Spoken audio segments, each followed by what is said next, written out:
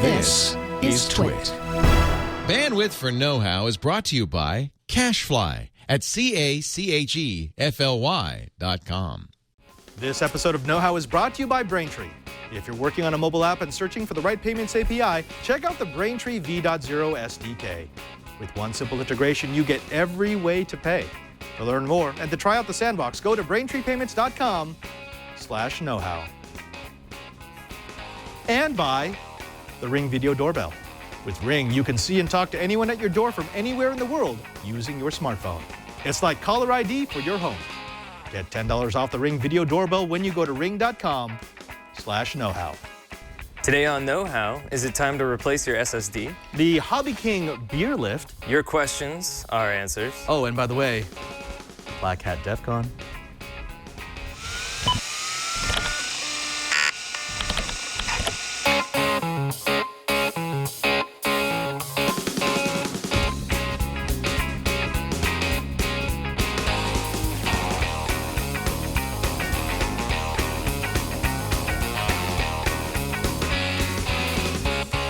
Welcome to Know-How. It's the Twitch show where we build, bend, break, and upgrade. I'm Father Robert Ballecer. And I'm Bryan Burnett. And for the next hour or so, we're going to show you some of the projects that we've been playing around with so that you can take them home and geek out on your own. Now, Bryan, we are not dressed like the Blues Brothers. No. But we are on a mission from GAD. We are. We are. Now, actually, this is our attire from Blackhat DefCon. We just got back. You may notice you got to have the black fedora. Well, clearly. I mean, that's the whole reason why it's called Black Hat, right? You got to have the glasses. Oh, by the way, how many pairs of these glasses did you get? So I think I grabbed about 5 or 6, which is probably a quarter of the number you grabbed. I may have about 18. Yeah. 18. But, you know, it's events like this that stock me up on glasses. I lose these with regularity. So then you're ready by next year. Yeah. But I will say, you know what? I have so many. Maybe I need to give out some official Black Hat dark reading sunglasses to members of the know-it-all audience. Well, if people swing by the studio or something, because we do have a lovely studio audience today. We do. And we may have to give them these glasses, although I wouldn't take them because I'm pretty sure they're infected with those ones looked a little greasy, yeah. Not the most appealing. Right. Yeah. So that was our Black Hat attire, but then this is DEF CON. different. We're going to talk about this in a little bit, but these were the badges. Now, we'll talk about the whole tradition with badges at DEF CON, but we'll just say that yours lights up. Go ahead and light it up. I mean, you've got a dead battery, but you might as well show them what it's supposed to look like. We'll try. So yeah, part of the fun was we went to the hardware village, and I was able to pirate some of the LEDs from your quadcopter stuff. Yeah. And then just played around with it. It only took me about I will say it's normally way brighter than that. It's just that battery you've been using it I've 4 kind of days. haven't taken this off since we got back. Yeah, and I did a little 3D print so that my record actually spins. So, I mean, that's pretty awesome. I'm just gonna say that mine's cooler. Well, and so how did you get that model? Where did you get We'll that talk model? all about that. Let's take these out before we bump the microphones to death, because we don't want to talk about DEF CON at the start. We have a few other things we want to discuss. That's true. We have a geeky story to kind of go over before we get to that, huh? Specifically, fiber. I love me some fiber. What about you? Yeah, I mean, it keeps me regular. Okay, different kind of fiber, but I like the way you're thinking. Yes, no, fast internet. Fast internet. Well, fiber optics is the preferred method to transmit large amounts of data over distance. Copper is great. We've been using copper forever, but the problem is you have signal degradation in copper over time, over distance. In fact, with the standard spec Ethernet, you can go about 300 feet before you need to plug into another switch, another hub, another repeater, something that will take the signal, strengthen it, and send it back out. And that's not very far. That's not far, and that just won't work. I mean, over distance, no. In your house, sure, but if you're going across, even across a neighborhood, copper ain't gonna cut it. So what we do is we use fiber, and this was created way back in the day. And they figured out that if they take fiber's strands and basically put them over a fast spinning spool, they could stretch them out, make them nice, flexible, but if you inject light through them, it travels over that course of the light, even if the glass fiber bends. And since you can get long distances with very little signal interference, with very little signal degradation, you can use it to lay things like, a trans-Pacific or trans-oceanic, a transatlantic cable. Right, which is pretty awesome, but the downsides, I guess, with fiber would be it's really expensive, and when you want to boost the signal, you have issues. You have issues, yeah. So what we figured out is you can go about 50 kilometers, that's a tremendous, I mean, I'm not going to knock that. I mean, compared to copper, that's a whole lot of distance before the signal starts falling apart.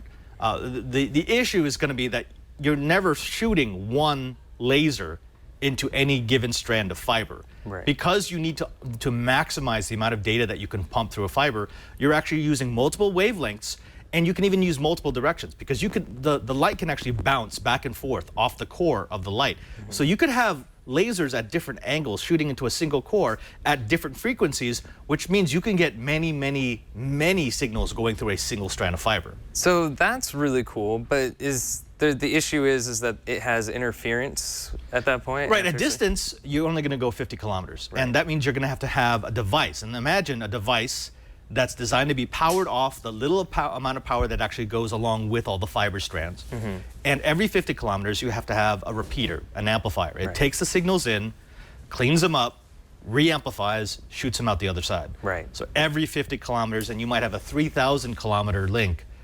That gets expensive. In fact, that's probably the most expensive part of laying your fiber, aside from having the boat and the crew to actually put it down. Okay, but so the article that we're looking at today, they figured out a way to anticipate that interference? Yeah, so imagine, do you remember, I'm not sure if you remember this, back in the day, there was a huge advancement in astronomy. They built a mirror that when you've got a lens, right? And so you're taking light from space, and it bounces off a mirror into essentially a camera. Right. Well, they figured out if you could determine what kind of atmospheric disturbance there was, you could warp the mirror to sort of backwards engineer that disturbance, and so the image that would bounce into the camera would be corrected.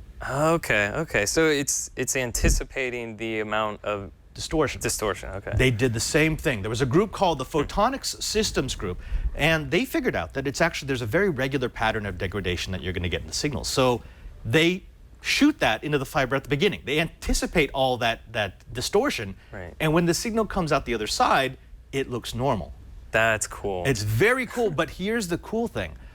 Instead of having to do a repeater, an expensive piece of gear every 50 kilometers, they were able to shoot an entire 3,000 kilometers without any of that gear. Wow. So that cuts out a lot of the cost right there. Yeah, it's not just gear, but it's also the complexity of the cable that you're dropping down. Those boxes, those are the ones that are going to fail. That's why they have to drag cables back. I mean, other than like getting snagged by a boat anchor, that's the stuff that's going to break and force them to bring it up so that they can fix it. If you can remove that, it means you get less expensive, far longer lasting, far more consistent, and ultimately faster connectivity across the oceans. That is really neat. There was one time, so before I worked here at TWiT, I used to do asphalt inspection, and I was watching this crew dig a gutter along the side of the road. It was in Walnut Creek, and they pulled up fiber by accident, and they broke it. That happens. And they had to replace it between those 2 points. So what if this? It's not just like tying fiber. No, let's just put some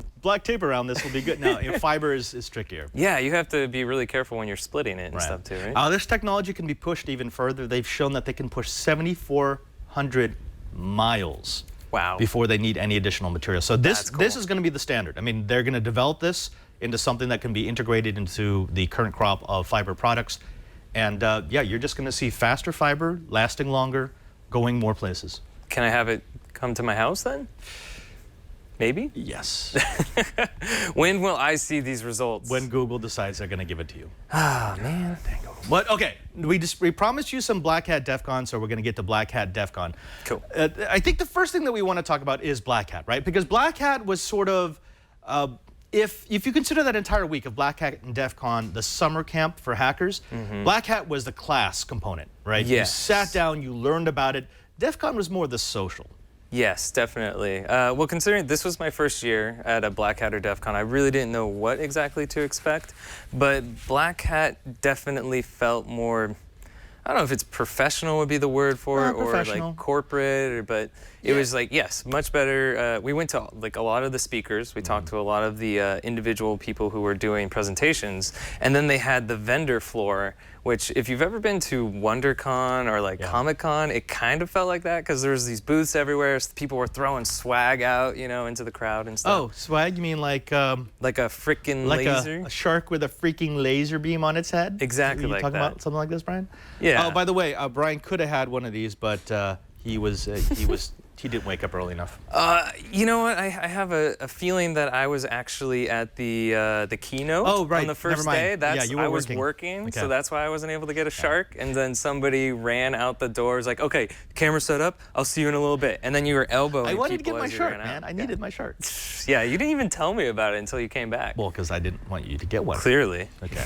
There's only 50 of them in the world from WebRoot. Right. So you know, but seriously, you were absolutely right. Yeah. Blackhat. In fact, some of the DEF CON people disparage Blackhat. They say, "Oh, it's so corporate." I'm actually okay with that because we had, as press, we had much more access to the speakers than we did at DEF CON. Yeah. And we needed to work. We needed to actually get the stories. That was a great place to do it. Well, and as for Blackhat, for us as content creators or providers, we were able to actually film at Blackhat and have that one-on-one conversation with people. Right. But sorry, I thought I heard someone yelling at me. But at DEF CON, they're really strict about, they're like, no cameras. Which is the way it's supposed to be. In fact, I have a beef with that. There's so many media people who, and actually DEF CON newbies, who are like panning a room with a camera phone. You're really not supposed to do that. You're supposed to ask permission of everyone you ever shoot.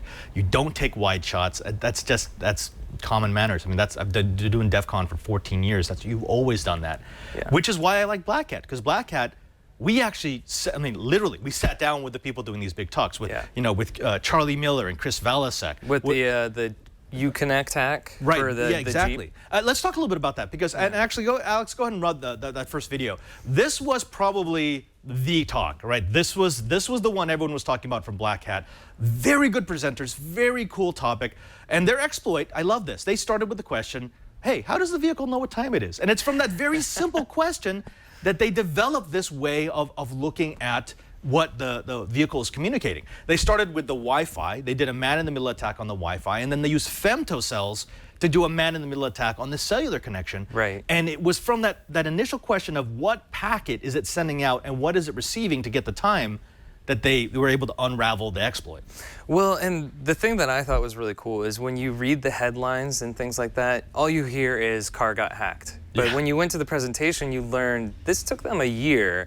They did it for fun as like a weekend kind of project, but they did it just because they wanted to try something. And when they first did it, the first thing they did is they hacked the Wi-Fi and like, okay, that's kind of cool, I guess. Well, yeah, but what are you going to do? You're going to drive next to someone at 60 miles an hour trying to crack the WPA key? Say, no, you're not going to Then they're like, well, what if we could do it over the Sprint network? Because these cars are connected to the Sprint network. And then that, like, step by step, they figured out a way to get into the car. And that's classic hacking. That's the whole idea of using something for a purpose other than intended.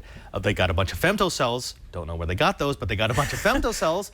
And they were able to force the cellular radio in the car to associate with the femtocell so that they could see the network traffic coming out of the femtocell. Right. And actually, one of the parts I loved about that presentation was they admitted they broke the car. Like several times they broke it, and they actually brought it back to Jeep, and they just told them, I don't know, it just doesn't work. So what were you doing? I was just driving, and it's not working anymore. Yeah, the best part of that presentation was when Charlie pointed out, I didn't technically lie. I just didn't go into depth of why it didn't work. It doesn't work. Yeah, that's all I can tell you. But if you want to see that entire presentation, we're going to make sure it goes up on our YouTube channel because we actually were able to tape it, and we were also able to tape the Q&A, and that's what I love about Blackhat. By the way, big shout out to Melinda. I'm sorry, I'm gonna have to get that right. Over at Blackhat, because she's the one who sets up those press presenter meets, and it's so nice having a small audience that you can do Q&A and actually ask deep questions. But the other one that I really liked, there was a couple. Colby Moore did a great one on the Global Star hack, and we've got that also. It will be shown on Twilight. I liked all of them, and also was frightened by a lot of them. But this next one frightened me the most. The most. And Alex, go ahead and play this one. This was Michael Auger and Runa Dandvik. They did a presentation called Hacking a Linux-Powered Rifle. Now, they bought a Tracking Point TP750. It's based on a Remington 700 308 bolt-action rifle, but it's equipped with a scope that runs Angstrom Linux. It's got 255 megabytes of memory, a 600 megahertz ARM processor, 16 megabytes of flash. This is actually the exploit being run. The attack requires the Wi-Fi to be on, but once it connects to the scope, they figured out that the way that credentials are passed over the scope, it's horribly insecure.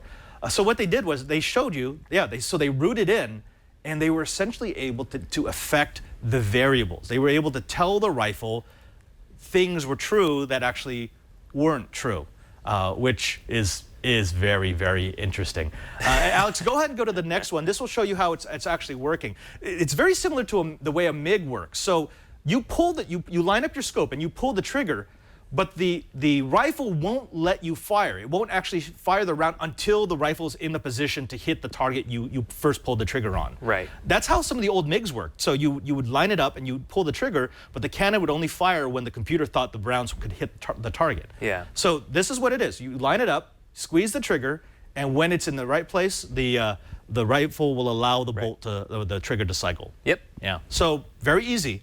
But then, Alex, go ahead and run it. After they ran their exploit, it does this. They were actually able to change the environmental variables. So look, they're lining up on that target, but they're actually hitting the other target. Right. This is so freaking scary. And they didn't like reprogram the rifle. They took advantage of some of the environmental variables that the rifle had. Right, because you can plug in what the windage is. You can do what the weight of the bullet is. Right. So they just said, oh, there's so much wind, you need to push the rifle 2 centimeters over to the right, or to the left, and suddenly you're actually shooting at something else. Which yeah, you know, when you're dealing with a high-power rifle, that's a little bit of a scary hack. Yeah, and the things that they needed for this hack was, I guess there's Wi-Fi on the rifle, right. So that's what they were able to get into to affect things. And they can't actually get the gun to fire without the trigger being pulled. Yeah, they made a point of that. So it's not as if you could hit a button and the rifle will fire. The way that it works, it's an interlock system. So when you pull the trigger, it tells the scope, that's what I want to hit. But it won't actually let you pull all the way back until the rifle's in the right position to actually hit what you marked as your target. So yeah, it's not quite Skynet just yet, but still pretty scary. Yeah, but it was a good talk, and they're a married couple too. Married couple. Yeah. I'm like, oh, you do this in your spare time? This is fun for you? I think cool. the history behind that hack was that he took her to a gun show, and she's like, they put computers on guns? And that doesn't sound safe. Yeah. Yeah, that's the Internet of Things that probably shouldn't be on the Internet. But okay, so that's Blackhat, and we are going to give you way more coverage than that. We actually taped, I think, like 11 presentations. A lot of interviews. Cutting them down. We'll use a few here on Know-How, but you're going to find a lot on This Week in Enterprise Tech because, well, honestly, that's where it deserves to be. Let's move from Blackhat to DefCon. Now, DefCon, like we said, it's the social, right? This is your first time there. This is my first time. This was my 14th, I think. Wow, yeah. Well, so the only things I knew to expect were if I'm bringing my phone, put it in airplane mode. Yes. Don't bring my laptop. Yes. Don't use the public Wi-Fi. Yes. And other than that, don't take any pictures and have fun. Well, yeah, and they've really loosened up the picture thing, and I understand why they did it, because they're trying to get more mass appeal for Blackhat. Yeah.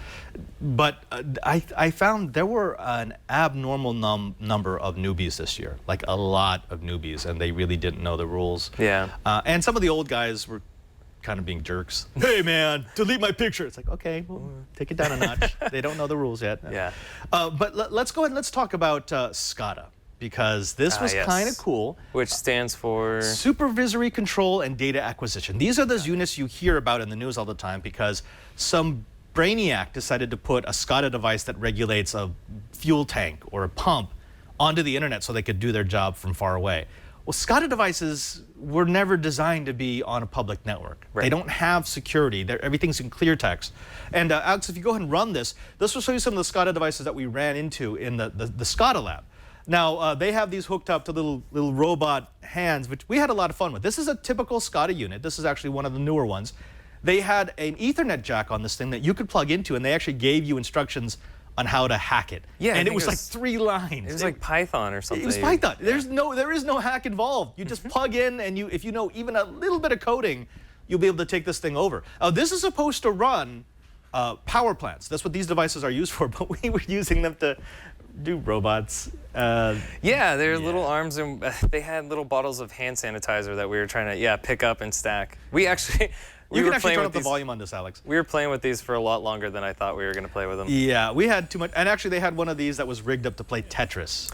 Yeah, which I got my butt kicked But in. I finally found a game that I can probably match you on. That's amazing. I didn't know we were doing a competition until afterwards. But it was interesting because, again, they were showing you the hacker ethos, which is these are devices that are supposed to be used just for data acquisition, just to turn things on and off. But now we're sending inputs to them for an alternate use. Yeah. And we're making an emulator, a game emulator on one. It was interesting. It was not scary, but very interesting to see that this is the new reality. You need to make sure that your devices are locked down if you don't want them doing anything else. The other thing was capture the flag. I actually really. Sorry, let's talk about badges. Let's talk about badges. Alex, go ahead and play this real quick. This was something that was set up in the Hardware Hacking Village.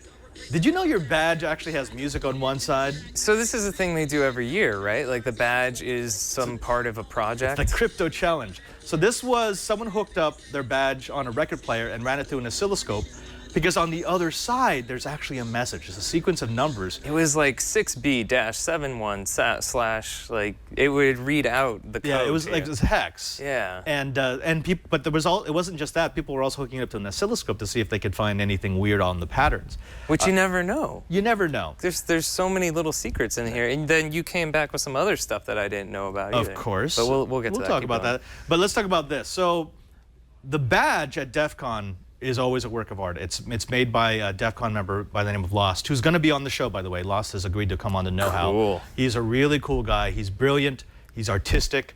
You'll see a lot of the artwork that he'll do in our videos and our coverage. I mean, actually, go to the overhead, Alex. This is just for the last 4 years, because this is all I could find. I don't know where my other ones went. So this was from DC. Was it 20, 21, 22, and this is 23. They typically do an electronic badge every other year. So this was a DC 20. This was a humans badge. This was a press badge, an Inhuman badge. This was 21. So this was it was a printed circuit board. 22 had this, which was interesting because they did the whole the Carpenter film They Live. Oh, okay, yeah. Yeah, that was the thing for this one. And then this was a non-electric badge, and he did vinyl. This is actually vinyl. There's actually grooves on this thing. Yeah. Well, and if you look, you can't see it on the camera. There's no way. But if you looked closely, you see, like, I went to DEF CON, and the only thing I have now is a record. Right. And then on the other side is a bunch of digits. And that's the thing that Lost likes doing, because he does Sneaky. the Crypto Challenge. Yeah.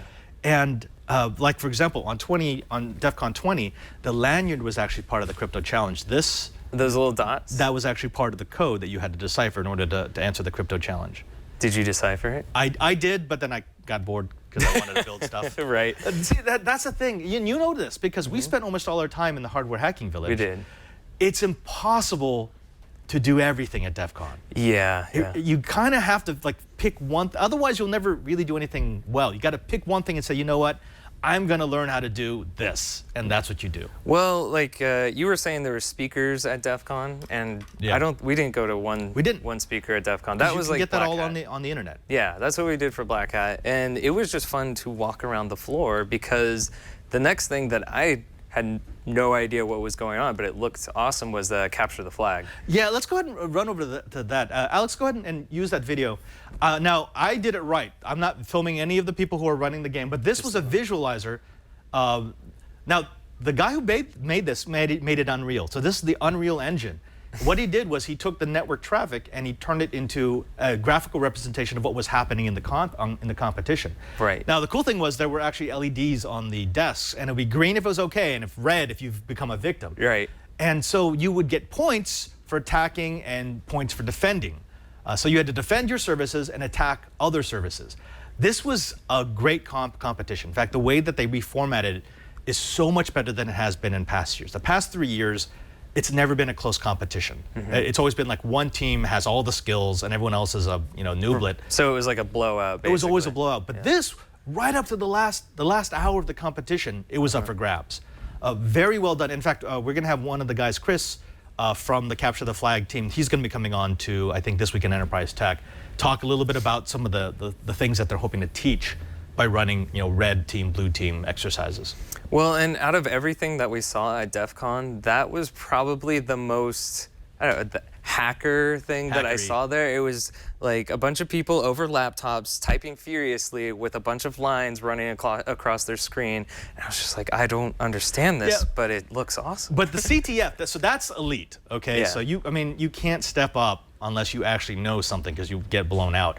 But they also have Open CTF, which by the way, you can also get an Uber badge. Oh, by the way, so every year they have the Uber badge, the black badge. And if you get an Uber badge by winning one of the competitions that's open for an Uber badge, you get free admission to the conference for the rest of your life. That's how it works. And it is the most coveted item. It's the elite badge. It is. Like, you have the Uber badge and people are like, oh, what? Oh. Yeah. Not worthy. I will never get an Uber badge. But Open CTF, Open Capture the Flag, also you can win an Uber badge. And it's trying to train you. So they give you a bunch of challenges that you can do on your own. So if you don't think you've got the skills for CTF, do Open CTF first. Learn some of those things. Well, and so after we got back from DEF CON, because we had checked out Open CTF, and I didn't really understand everything, but you can go on the DEF CON website get the challenges, and get the challenges, and people post how they figured things out. Yep. A lot of it that I saw was, because my code skills are very basic, was reverse engineering and using different types of code to figure out how things work, and then exploit that to like get access to a server, like get a server password and stuff like that. Yeah, and it's those little exercises that will eventually let you string a bunch of those together into an attack. Right. Or into a penetration test. That's actually what we want. We don't want you really attacking somebody because that would be bad. Hacker Fortress was also fun. You had a team of hackers and a team of gamers playing Team Fortress 2. And the hackers were actually supporting the gamers, and what each one did affected the other environment. That's also open for an Uber badge, cool. which is fun. There was a Tesla and a Jeep sitting out in the middle of the room that they said, come take a look at it, see if you can hack the head unit. Yeah, Tesla has a bug bounty now. Hack the Tesla, and you can win up to $10,000. Something else, actually, run the next video, the Wall of Sheep. Now, this is some of the artwork that Lost does. This is all over the conference. It's kind of psychedelic. It's what Lost does. It looks awesome. It does look awesome. But then the next part coming up, the Wall of Sheep. Now, this is where you do not want to end up. This is where you go when you go on the open Wi-Fi. Right. The public Wi-Fi access. But these people are all doing clear text, so HTTP, POP. All of these protocols have no encryption. And so I was talking to one of the guys, and he was saying they were following someone who logged in as a root at Oracle. And they were following him for 3 days, and it's like, you should know better than this, man. Now, they're nice, and they blurred out the passwords, but all this gear was next to the Wall of Sheep, and it's kind of fun to see, hey, you know what, we've come a long way, but there's still some people who don't understand the basics of security. Yeah, there were a couple of people who were trying to get on the Wall of Sheep, but they were fully aware of what they were doing. But yeah, that's kind of scary. A couple years back, I did that once. I hooked up my laptop and I was sitting at the Wall of Sheep. Just I'm to see. Okay, let's just throw a bunch of stuff in clear text, and it's actually pretty good. I mean, it's good at scanning the network. It looks at everything going through the externals. And then, so where we spent most of our time at DEF CON was at the Hardware Village. A hardware hacking village. And Alex, you've got a bunch of pictures that you can scroll through for this. This is a place where I mean, this is actually in the HHV. This is also the lockpicking village. They were showing people how you could defeat those security clearance locks from the TSA. Essentially, it involved cutting up an aluminum can, sliding it around the little bead so that you could slide the bead back up, open the bag, and reclose it. They have challenges. Like, they give you the lock and you have to open it and close it. Right. Go to the next one. I think the next one's probably going to be from, this is the tamper evident. This is one of those boxes that has multiple layers of tamper seals. Right. And like what they're doing is that's a solvent. I think it's acetone, and you can inject that into the glue of the tape and peel it back without breaking the seal. Get what's in the box and close it back up. And no one should know that you've been in there. Actually, I think it's a better shot in the next one. Yeah. So this is what the adhesive looks like. I really wanted to do this, but we were so caught up in the build. Yeah, well, because we started our quadcopter project. We started building one there. We didn't have time to do that. There was also like the bomb opening one that we didn't do either. Yeah, the box. But this was what, one of the soldering stations? This one of the soldering stations. We've got a bunch of, and I have to say, you know what? We could have gotten our work done so much faster if we didn't talk to anybody. But talking to people was the fun part. Yeah. So there's a free table, and people are you're welcome to come and just pull components that you need for whatever build that you're doing. There's an Xbox motherboard right there. It's Yeah. an Xbox Xbox. 360. That's a 360. And a couple of laser printers. You bet. Wow. Yeah, I Haven't know, seen one right? of those in a Back in the day, I was almost gonna take that just out of fun, but I'm like, I got too much junk already. Right, I was going to say, what are you going to do with it? No, exactly. What else do we have in there? Oh yeah, so again, Box of it's stuff. take apart, leave apart. I actually left a bunch of LED light strips in there that we weren't using, and they were gone almost immediately. LEDs are really popular. Anything that lights up, people like it. Ooh, shiny. I know, a little shiny. Oh. And of course. That wasn't at DefCon. Well, it was. I mean, guess so. We had to end DefCon at my favorite place to eat in Las Vegas. Hot and juicy crawfish. I have to say, at first, it looks like you weren't all that enthusiastic about eating out of a garbage bag. I wasn't. I was a little skeptical walking into the restaurant because if you've ever watched Dexter, that's what it looks like when someone's about to get murdered. There's plastic everywhere, yeah. plastic gloves, a bib, and Brian's like, what are we doing? Are we okay? But I was pleasantly surprised because it was amazing. Yeah, it was really good. And also, you put on multiple layers of the plastic And you thought I gloves. was stupid. Yeah, I did. Well, I mean, usually I do. But then as we went through the meal, you're like, whoop, layer after layer. Yeah. And you're like, oh, I get it. Okay, because it's messy. Yeah, so, yeah. And then I I think I actually hurt you, didn't I? I squirted some of that. Yeah, so when you're cracking crab shells, you keep it down in your bag because if you put it up like at eye level, it might squirt into the companion's eye. And I totally did that by hurts accident. A lot, by the way, like really bad. Because you can't rub your eye when your hands are covered in hot sauce. Later that day, hours later, when I took out my contacts, it still burned. So it was really good. All right, past Bryan, your face is not warranted because that stuff in that garbage bag was really good. Everyone should eat out of a garbage bag. Thank you. We did build a couple of things. We built some night. Go ahead and drop the lights a little bit. So we've got. We wanted to put LEDs on our racers. Yeah. And I had a hunch that we could use some really cheap foam as a diffuser. Yeah. And it actually works really, really nicely. And, That's and so nice. we're going to be doing this on a future build. Incredibly cheap way to do lighting on your quadcopter to keep orientation. But the nice thing about this is the issue with putting just LEDs is they just become bright. Right. And you can't really see anything. This doesn't do directed light, it'll do diffuse light. So if I put them down on my arms, it would look like those speeders that were going through the forest in that crash video. Which is exactly what I want. Which is exactly what we want. So we're going to be doing that in the future episode. Yeah, it wouldn't have been a know-how DefCon experience if there wasn't quadcopters somehow integrated in it. Because I feel like that's why people came over and talked to us the most. It's because like, hey, is that a quadcopter you're building there? Oh yeah, that was, and actually even the ones who weren't talking, you'd feel them hovering over your shoulder, like looking at your stuff. I'm like, yes. Do you want to ask a question?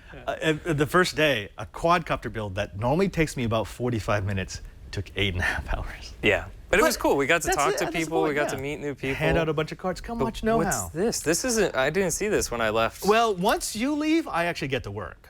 See? Typical, yeah. Yeah, that's how it works. So this was from our friends over at Simply Wi-Fi. I was dropping through the vendor area, and I've been wanting to get a Yagi antenna for a while. Because you're a ham guy. No. No, not that guy. I'm an RF guy. Oh, you don't want to be a ham operator? I do, but that'll come later. But so this is a 2.4 gigahertz antenna from Simple Wi-Fi. We're going to be showing this off a little bit later. Yeah, just go to their website. It's just simplewifi.com. But I wanted a Yagi, and this clear tube kind of sold it for me because you love clear tubes, or it's cool. just an elegant design. But also because it's got this mount, and what I wanted was something that I could precisely control the angle of, because I want to put this on a motorized mount. And what are you going to precisely point that at? Specifically, so what a Yagi antenna will allow me to do, this one in particular, it has a 14.5 decibel boost. So it's much more sensitive, and it's much better at aiming its RF power. It also has a 35-degree angle at which it transmits, so you can really control where the RF energy is going, which means you can put more energy exactly where you want it. Now, there's a bunch of projects we could do for this. Long-distance Wi-Fi. Yeah. We're going to do a little bit of that. We're going to show people how they can use this to clear through interference. We're going to do that. Cool. I have another purpose in mind. I have a sneaking suspicion it has something to do with the quadcopter. It does. People have been shooting drones out of the sky with shotguns. Very unsafe. Yeah. Very silly because you don't need to. I'm actually going to be combining this with a software-defined radio. It will be able to throw out a bunch of interference on 2.4 gigahertz. And with this very confined angle, I should be able to point it at a quadcopter at distance and jam the control link. Well, who are you going to test that with? Somebody going to fly the drone while you point it? Maybe. Because I would be down for that. Yeah. Done that. Well, I mean, I'm designing a drone for that now because it has to have a failsafe. I don't want it just falling out of the sky. Yeah, obviously yeah. in an open area too. Yeah. So what it will be is if the control interface goes down, it will just like use GPS coordinates to stay where it is. Hover or something. Yeah. And I mean, that's actually not hard to do. I've made Wi-Fi jammers before. This is just a Wi-Fi jammer that I want to use against the drone. The only way to make this better is if you put the shark with a frickin' laser beam on it, that's so what that I you was could thinking, aim. right? Just little. Really get that precise. Little bit of flavor. Yeah. Freaking shark with an RF gun on its belly. Yeah. All right. Yeah. Now, when we come back, by the way, we're going to be bringing you more DefCon Blackhat stuff. Over the next couple of weeks, we're going to sprinkle it in. We didn't want to hit you with too much too fast. But we will be talking about SSDs. There's been some of our audience who wanted to know, when is it time to replace an SSD? When is it dying and in need of being upgraded?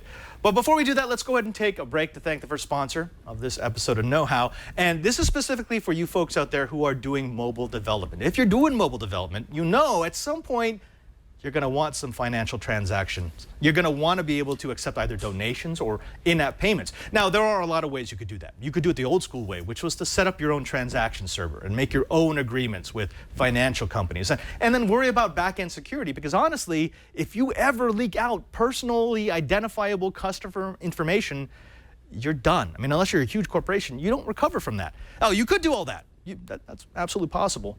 Or you could do it the smart way and just go with Braintree. Braintree is the place to go when you're thinking about mobile payments. It's code for easy online. Now, the Braintree V.0 SDK makes it easy to offer multiple mobile payment types. You can start by accepting, say, PayPal, Apple Pay, Bitcoin, Venmo, credit cards, and more, all with a single integration. Braintree gives you simple, secure payments, code that you can integrate in minutes. If you're a developer, don't worry about it because they got you. They understand that your biggest pet peeve is the fact that a lot of these SDKs come with no documentation. Well, Braintree's got everything integrated, and not only that, they'll sit with you. If you have trouble putting the code into your app, they'll walk you through it. Don't have time? Just give them the call and they'll be there to help you. And they're never going to judge you. They're not looking for people with elite hacker skills. They're just trying to make sure that you get the easiest, most secure way to accept payments on the web. The Braintree code supports Android, iOS, and JavaScript clients. It's in 7 languages: .NET, Node.js, Java, Perl, PHP, Python, and Ruby. They've got elegant code with clear documentation, and my personal favorite, it's only 10 lines. That's right, folks. It's 10 lines of in-app code, and you're done. Now, why work harder? Just work smarter with Braintree. Braintree gives you that easy way to accept multiple payment types with one integration. They give you quick, knowledgeable developer support if you have any questions. They let you accept all the payment types that your customers want to use. You should be out of reasons, but if you need another reason, how about this? Sign up right now, and your first $50,000 in transactions will be fee-free. That's right. Use the Braintree V.0 SDK. Use one small snippet of code and get up and running in less than 10 minutes. Do it all by going to BraintreePayments.com/knowhow. That's BraintreePayments.com/knowhow. And we thank Braintree for their support of Know How. Hey, Bryan. Yeah. You like SSDs. I love SSDs. Do you like SSDs when they go bad? Probably not. Probably not. Well, let's figure out what to do when your SSD decides to turn the corner on you. Hey, Alex, push that magic button. We're back here in Studio B, and I've got the pleasure of sitting next to Cameron Crandall from Kingston, who's going to answer a very important question, one that I think a lot of the members of our audience have been asking, and that is, when is it time to replace your SSD? Now, Cameron, there are a lot of people who have a lot of different theories on, well, an SSD is different from a hard drive, and therefore this, or this is how I know when it's starting to die, and this is how I know when I should get my data off. One of the ones I hear most often is, well, when it starts to slow down, that's when I know. And I've actually seen that with some of the other SSDs that I've used from, say, Samsung or some other manufacturers, where if it starts to thrash and I start to see my throughput really fall, I think, okay, well, it's about to die. It's time for me to get a new SSD. Is that really the best way to judge? Well, first off, I think that universally, most users of SSD are concerned about an SSD wearing out because they know that flash has a finite number of write cycles to it. They know that the drives are going to wear out over time. and a lot of them, a lot of users want to see some sort of a fuel gauge, if you will, of the life left on the SSD. I would say in the past, as SSDs began to wear out, they would slow down. But I think with the current crop of SSDs that are in the marketplace from reputable companies, that's pretty much gone away. You should expect pretty much steady state performance over the life of the drive. I think the best thing to look at, which almost every SSD manufacturer has, is a little software tool that they provide to look at the life that's left on the SSD. And I think we've studied the typical, what we call the typical client workload, probably what you and I do on our computers every day. We understand it very well, and what we understand today with the controller technology and the flash technology that's available today, we really don't have a concern around SSDs wearing out prematurely. The useful life of the system is going to expire long before the SSD wears out. So I would say on the client side, we really don't have that concern anymore. For servers, the workloads are very different. We need to be more aware of what they're using the drive for. But the typical client workload, even if you're a gamer, even a heavy user, we've classified a heavy user as writing around 10 gigabytes per day to the drive. So if you look at that against the endurance specs of an SSD today, you're just scratching the surface. Well, let's back up and let's actually talk a little bit about why SSDs wear down. Now, most of our audience, because they're savvy, they understand that reads do nothing. You Right. can read off an SSD all day long and it's not going to eat into its lifespan. In fact, we had a member of the audience who built an SSD media server exactly because of that, because it's low heat, he could put all his movies on it, and because he writes it once, because this thing's going to last forever. The power supply is going to die before the drives. But what's the actual process of wearing down? I know when you've got a cell, you're actually pushing a charge into that cell, which kind of wears down the insulation, and that's how I understand the wear. But what's the actual mechanics of why an SSD cell will start to die? So what you said is exactly true. So when you push an electrical charge into a cell, you're going to weaken that cell over time. So when we buy flash from our suppliers, they guarantee us a minimum number of what we call program erase cycles. The minimum number of times we can push an electrical charge into that cell, and that cell is going to trap that charge and hold a positive charge. So, and that's really where we get the 1 and the 0, right? A positive charge is a 1, a negative charge is a 0. So we're trapping those electrons, right? And if we have a leak, that's basically data loss. Okay, so that's really what's wearing out.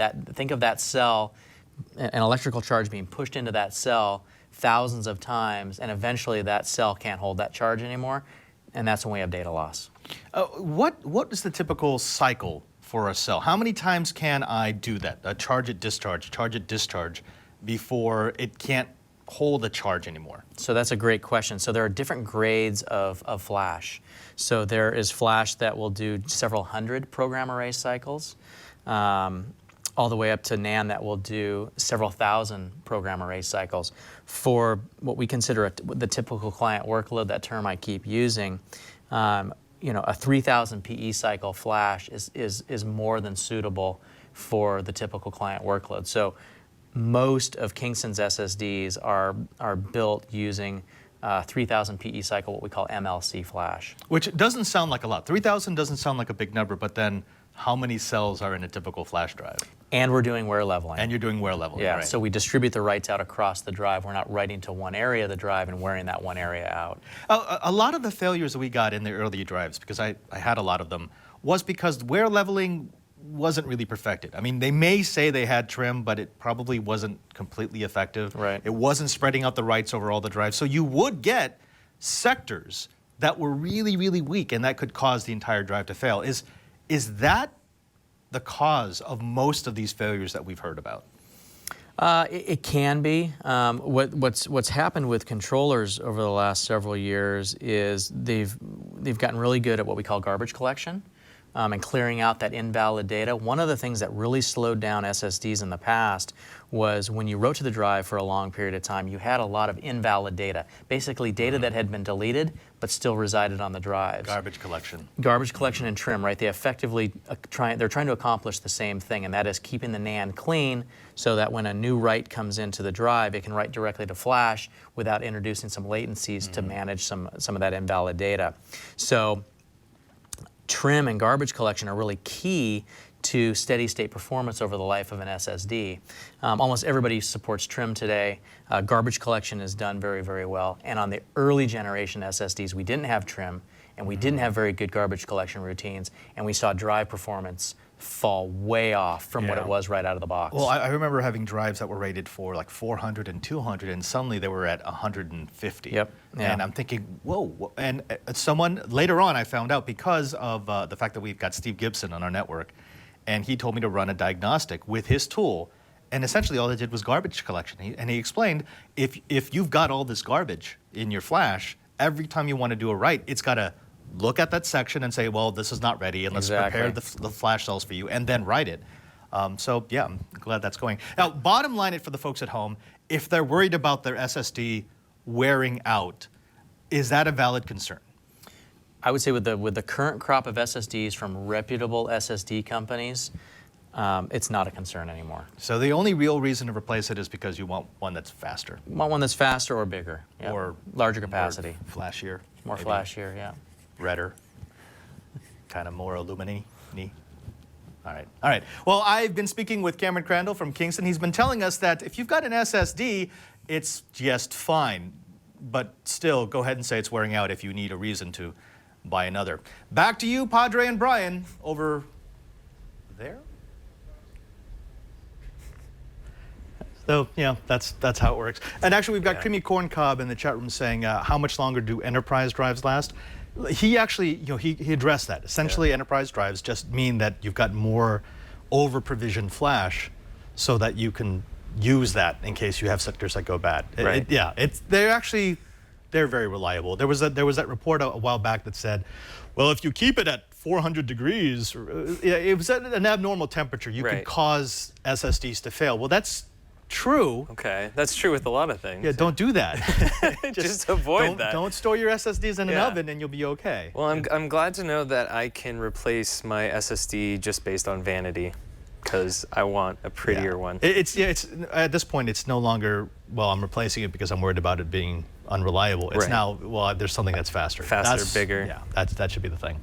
Now, when we come back, we're going to be doing some of your questions, our answers. But before we do that, let's go ahead and thank the second sponsor of this episode of Know How. Now, Bryan, you were at my family home in Vegas. Yes, they were very kind. Did you happen to notice a little doorbell I did. on the front door? I did notice it. It was one of the first things I went and wanted to try out when we got there. Yeah, well, we've been using this Ring video doorbell now for a couple of months, and I waited on it because I wanted something from my parents. We actually had a security concern a while back. People had been checking out the place. Right, because it's kind of like a retirement home area. Yeah, right? And they know that a lot of people there use it as vacation homes, or they're away at the club. And so, like, at one point, my sister was in the house, and someone actually broke the front door. They tried to get into the house. Wow. And yeah, it freaked me out because those are my parents, and I'm worried about them. So what I did was I got them a Ring video doorbell. Now, it's very simple. If you look at this kit, everything that you need to install this is in the kit. It includes the Ring video doorbell. It's going to include the back plate so that you can hook this into your house power. It's also got the tools, the driver, the drill bit, the level, so you can make it all even. But what I really like is this. This is the thing that I think makes it easy for most people to install. If you don't have access to house power, like you've got one of those doorbells that were always wireless, or you never had that wire that ran out to the front door, you can just charge it via a standard micro USB port, and this thing will be good for a year. That's awesome. But if you do have house power, you use this back plate, and now you never have to worry about charging it. And the way that it works is it connects to your home Wi-Fi system. The first time you connect this to a computer, it will actually guide you through the setup process.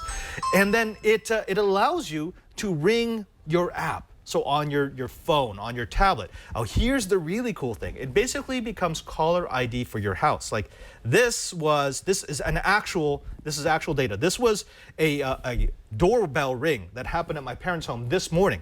So they can see who it was. They could answer it and actually talk to the person. They can speak back and forth. It makes a full recording. You know who that is. It picks up the audio too. It's getting Gadget barking at the person at the door. And whether or not you're at home, you can find out who's coming to the front door. So let's say the delivery man comes. You say, oh, there's a planter to the left. Could you please leave it behind there because we've had trouble with packages. And not throw it over the fence. Please don't throw it over the fence. But okay, that's my mom.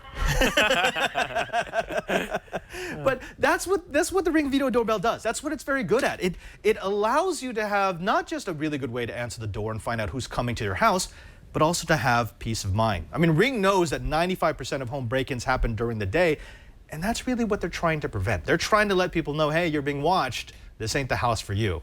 Go pick on the next door neighbor's house. Right.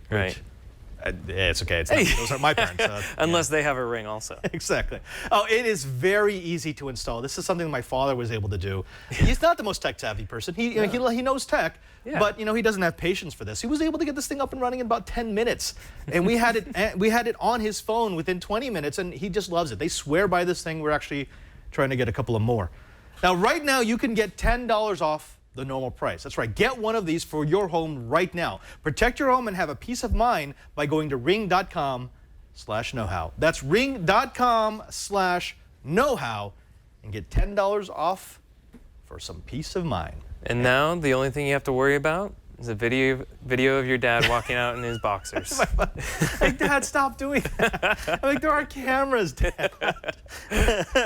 And the thing is, by the way, it's not just when someone rings, it's also motion detection. Right. So, yeah, every time someone is at your parents' house, who is it? Oh, it's my dad in his boxers. Great, thanks. Yep, thanks. Appreciate that. Love it, Dad. Good job.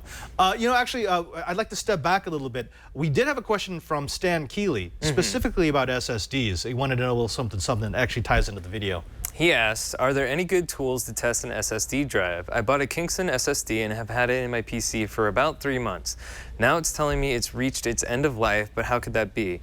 I've only used the PC to surf the web and play iTunes. Any help would be greatly appreciated. This is something that I've heard from a couple of people, especially if they buy used SSDs. He says that this is not a used SSD, so I'm thinking it could be a misconfiguration. You most definitely have not, if it's brand new, you have not come anywhere near the total number of writes that are available. But what you want to do is download the utility. There's two. There's Samsung has SSD Magician. And Kingston has the SSD Toolbox. And Alex, I'm not sure if you've got the links for those. You can bring that up. Very simple tools and both of them will both allow you to figure out how much data has been written to the SSD, and you'll be able to determine whether or not, like, if there's been some abnormal process that's been writing. But you should be nowhere near the end of life of your drive. And the other thing is, both of those tools will also change settings in your operating system if you let it, to make sure that it maximizes, like turning off indexing and making sure that it actually does support trim properly. So those are the things to take a look at. So, I mean, on a brand new SSD, are those things you really, like you were saying, the indexing and the trim process, is that something you really have to worry about? Or is that like as your SSD gets older, you might want to implement Well, I mean, that? those things should be on by default. And I know that some of the older OS X versions did not do trim well. But that's a simple Google search. Make sure that yours supports it. If it doesn't, make sure you go up to a version that does, because what will happen is it'll keep writing to the same part of memory over and over and over again, and then that memory will start to die and it slows down the process. And if it doesn't have trim, you're not going to get what's called wear leveling. And that's what Cameron was talking about. That's what you want. All right, that's interesting. I didn't know that. Yeah. Let's do another one here. We got something from I'm just going to call him Pumpkin. You can call him anything you want. Okay, so Pumpkin asks, I have a project to connect my spare wireless access point to my CB antenna. It's 100 feet long, so I figured I'd get some pretty good range out of it. The wireless access point has 2 removable antennas. I removed them both and replaced one with a copper-to-copper homemade connection to connect to the CB antenna. I don't know much about making connections like this, but nothing seems to be working. Okay, there's a reason why nothing seems to be working, because it won't work. No, that's yeah. He gave us some very dark pictures here. Yeah, so I understand you're thinking, oh man, I got this huge antenna. If I hook it up to this antenna, it's going to be awesome. Yeah, right? No, that's not how antennas work. So the reason why this antenna works really well at 2.4 gigahertz is because it's been tuned for 2.4 gigahertz. There's a specific size of those spines and length of antenna. I mean, we actually did, when we did the Cantenna episode, we actually used one of those formulas. If you are not tuned for that frequency, the antenna will not resonate at that frequency. It doesn't matter what you're pushing through it. Right. If the antenna is not resonating at the frequency at which you're transmitting, it doesn't transmit, and more importantly, it doesn't receive. Right. So a 100-foot CB antenna is most definitely not tuned for 2.4 gigahertz. Oh, I wish it worked that way. It would be awesome. But I learned that too when I was working on the Cyma, the quadcopter, when I modded the remote. Like the antenna in it was really short. And I was like, well, what if I just put a longer antenna in it? You're like, well, use a 2.4 from a router. Right. Because that's actually cut to the length that Exactly. you need. Or you look at the formula for it and you make sure that it's the proper size. So, I mean, it doesn't have to be super short for 2.4. It could be It has certain to be, distance, but you have to pick an interval. right. You know, can't just make it willy-nilly. Yeah. Is it a quarter wavelength? Is it a half wavelength? Is it a full wavelength? Is it two wavelength? As long as you make it one of those intervals, it will resonate. But if you don't, then you're actually fighting the property of the antenna, which is probably not a good thing when you're trying to get wireless transmission and receiving. Well, now we know why it wasn't working. Now you know. So, sorry, Puff the Pumpkin? Puff the pumpkin. Puff the Pumpkin. Pumpkin. Puff. I like the name. No, don't do that. Don't do that. All right, another one. All right, another one. This one comes from Michael Renard. I've lived in a 2-story house in a neighborhood that is saturated with Wi-Fi. I don't want to have to tear all the walls out and put internet cable throughout the house. However, the house does have coax cable going to every room, and my question is, does anyone know a good way to use the coax to network my house, and how good is it? Okay, see, this is one of those questions I know the answer to, and yet I don't know the answer to, because the easy answer is yes. And Alex, if you go to that Action Tech Ethernet to coax adapter link, Action Tech makes several devices, both for homes that are using cable TV or with cable modems, and for homes that are not, that will allow you to do what's called a media conversion from Ethernet to coax. Right. You know, typically they rate it for like 270 megabits per second. I've been lucky to get 100 megabits per second out of them. But the big problem here is not the device. The device exists. The big problem is the condition of the cable. You have no idea what condition your coax plant is. Now, if it was professionally installed, there's a good chance that you'll be okay with that. Yeah, it's good cable, good crimps. The crimps are super, super important. If you have bad crimps, it just basically kills a cable. But, you know, it's one of these things where I always err on the side of caution, and the side of caution tells me that your cable plant probably is horrible. So then would you recommend like a Ruckus router or 5 gigahertz or something like that? Yeah, I mean, he says he's saturated, so I'm saying it's probably saturated in the 2.4 gigahertz range. I'd say go 5.8. I'd say get something like a Ruckus. It's more expensive, but it'll work. If you really can't do it that way, then there is another way to use the coax, and that is to pull it out. Oh, like maybe attach Ethernet to the coax and then pull it through? Exactly. I see. It's a longer process. It doesn't mean you have to dump the coax, but what it does mean is I put fishing tape on the edge of the coax and I pull it, and then I'll pull it back along with that coax cable and a piece of and a run of Ethernet cable. Right. Takes a lot longer, but ultimately that is so much better than using wireless, especially if you are in a congested area. So we should probably do a know-how episode on that at some point. I'd love to do that. Yeah. It's a pain in the butt process, but it's so much better than trying to mess around if wireless is not working in your area. We just need to get someone with a house that'll let us do that. Do you need any wire run through your walls, Alex? Maybe not. Okay. We'll do it anyway. All right. Let's do one more before Last question? yeah, let's do one more question. Okay, last question. This one comes from Michael Hines. If you haven't heard, Hobby King is having their annual multi-rotor beer lift with $1,000 prizes in the 250 class, 500 class, and unlimited class, and biggest disaster. I had not heard of that. I had not heard of it, but I'd forgotten about this. You know what? We're going to enter this contest. We are? We are. With these little guys? With these little guys. So this is a little something. So I think we're zoomed in here, Alex. Wait, I zoomed it earlier. Oh, never mind. Okay. One of the cool things about this competition is We're going to be using a 250 class because a lot of people are using unlimited class. A lot of people are using a disaster class or 450 class or 500 class. What's a disaster class? Is that huge? That just means your biggest disaster trying to do this competition. Oh, okay. I want to do 250 just because it requires a bit more technical proficiency. It's not just put the biggest motors and the biggest props you can find on this thing. You got to squeeze every ounce of performance out of a 250 class quadcopter.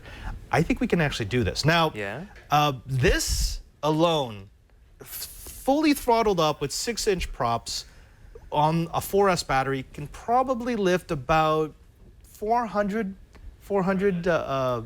grams per motor. Okay. 400 to 500 grams. So I could do like 2 kilograms off this frame, which means since the frame itself is going to weigh about 400 to 500 grams, I could pull about 1.5 kilos of beer.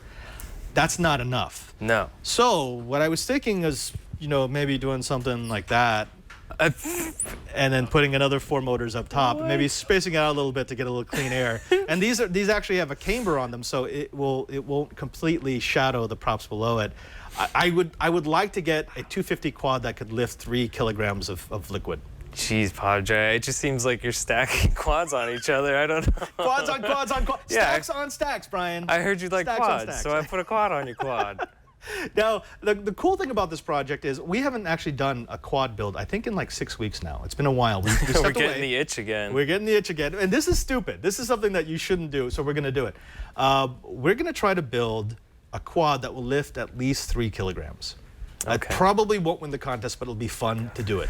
So it means I'm going to have to lighten this as much as possible. But actually, a fatal error that a lot of people make when they build for this contest, they make it as light as possible. So they build everything out of wood and use super small parts.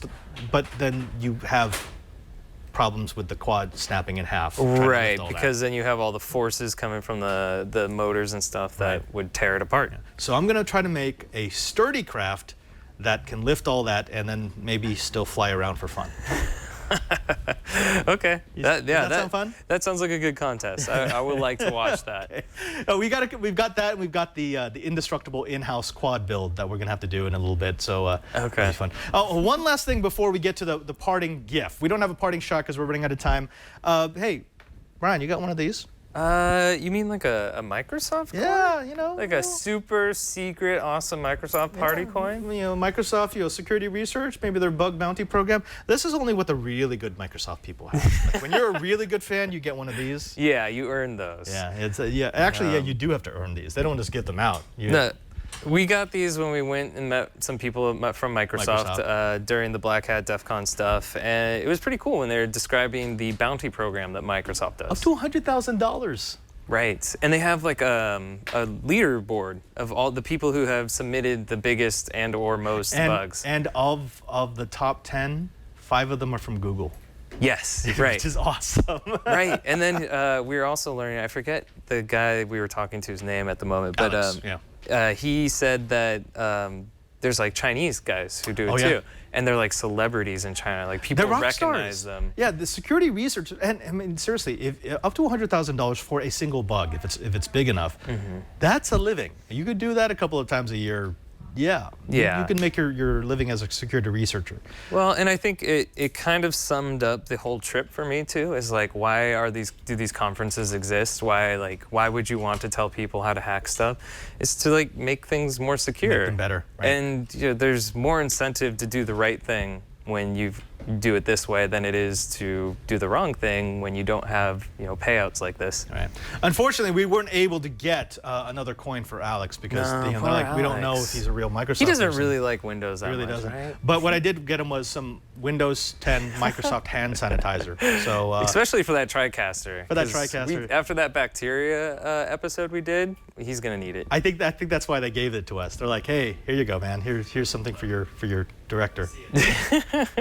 Just squirt it like all over the TriCaster. Oh, folks, we're running out of time, so I think we're going to do this. Instead of doing our standard parting shot, we have a parting GIF that I think Bryan wants to talk a little bit about. Hey, Alex, you want to show them what the future of camera stabilization looks like? Yeah, I came across the GIF last night, and as soon as I saw it, the only thing I could think of was attaching it to a giant quadcopter. So maybe we should do a project for that. Yeah. So this is This is like a movie set camera. This is a with gimbal on stabilization. steroids. Yeah. Gotta love that. I mean, can you imagine being able to bump down a road and just have your camera that buttery smooth? I thought it was pretty cool. But then I was trying to imagine how big the quadcopter would be to fit that. It would be like the size of a truck. Actually, yeah, we call that a helicopter. Yeah. You need a I helicopter. want a helicopter with 4 rotors. But the funny thing is, even though that is that's super scaled up and it uses hydraulics, not servos, that's not far off from what we've been doing. We're going to be showing you some of the shots that I took when I was in Hawaii. And I put a Those are cool quadcopter in the shots. air, and it's butter. It's so smooth. It's so nice. And that's eventually what we want to get you to do. Aerial photography, that's beautiful. Cool. Hey, Bryan, you think we should end the show? We should probably wrap it up. Yep. Well, let's just remind people that they can always get the show notes if they want to find out a little bit more about the stuff that we've talked about at our show notes page, which, where do they find that, Bryan? That's at twit.tv/KH, and there's options to download various versions of the show, and you can subscribe while you're there as well. Yeah.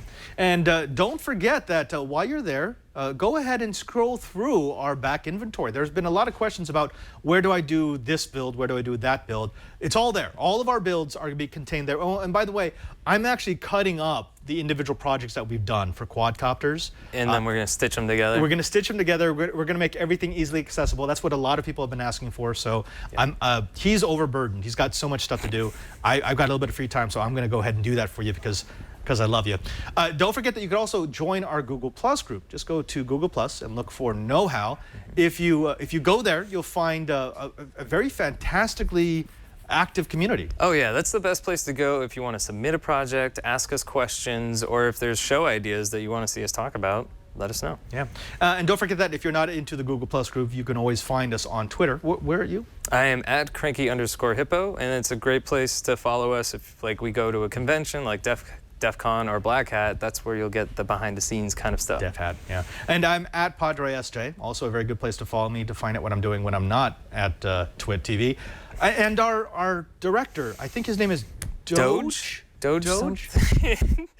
That is a lot scarier than I thought it would be. That is quite frightening. Doge Grump, actually that's the happiest I've seen Doge Grumple in a while. Yeah. He's so happy. Wow. Not really sure what to say about that. But you can follow, we wouldn't be able to do the show birthday, without Bryan. him. Oh. He got one for me for my birthday. Well, I think we know what we'll be wearing on next show. On that note, I'm Father Robert Ballecer. Yeah. And I'm Bryan Burnett. And now that you know how, Go Doge. Oh, it smells. Man, things got really weird today. what was that?